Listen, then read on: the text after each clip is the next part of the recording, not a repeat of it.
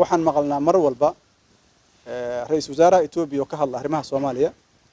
Itoobiya waxaan nahay dal darisa walaal ah, ilaaha mataqaana daris naga dhigay, inaan heshiinaan diyaar u nahay, inaan wax qaybsanaan diyaar u nahay.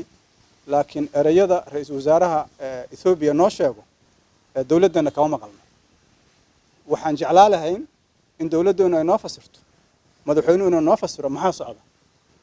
sovereignty-ga Soomaaliya waa wax qaali ah. dad u soo dhintay, dad u soo dhaawacmay, xoolaha lagu bixiyay. annaga iyo walaalaheen Itoobiya mugdiyaana dhex yaalla, taariikh madoobaana dhex taalla. haddiiba ay dhab ka tahay walaalaheen inaan wax wada yeelano, aan wada hadalno. 2007 aan ugu dambeysay, 2008 aan ugu dambeysay. halkaan dadaa lagu laayay, dadaa ku dhintay Soomaaliyeed, ciidamada soo duulay, waxba la iskama dhihin. iskaashiga dhex maraya Soomaaliya, Itoobiya, Eritrea kaliya oo dawladaha kale oo Afrika ama geeska Afrika ay dhex mareenin macnihiisu muxuu yahay?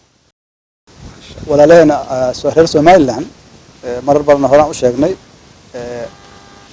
maxay ahayd dhibaa ku dhacay. shalay markay xoroobeen calanka iyaga noo keenay, midnimada iyaga noo keenay. tabashadoodii si siyaasi in loo xalliyo looma xallin. kadib haddana markii 1990kii burburku yimiday ayagoon joogina la tashaday. waa isku tashadeen aniga iyo madaxweyne xasan ba labadii xukuumadooda aan hogaaminayna wada hadal aan la bilaabay. ujeedaduna waxay ahayd inaan ka qancino wixii ku dhacay. dadka Soomaaliyeed shalay baahida isu qabeen isu qabaan, waxay isu yihiin inay isku soo laabtaan meel la soo gaarsiin.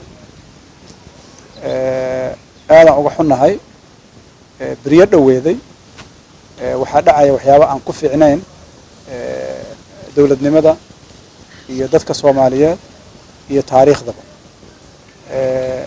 qadiyadaas waa qadiyad aan geli karin campaign, waa qadiyad aan geli karin mataqaana hawlo gaara in mataqaana looga faa'iideeyo.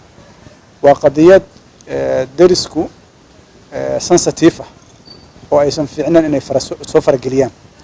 marka waxaan rabnaa arrinta Somaliland waa national issue. waxay u baahan tahay waqti, waxay u baahan tahay fikir, waxay u baahan tahay dadka Soomaaliyeed isaga yimaadaan laga wada hadlay u baahan tahay. marka waxaan leenahay ayadana cidii gacmaha kula jirta kala baxdo.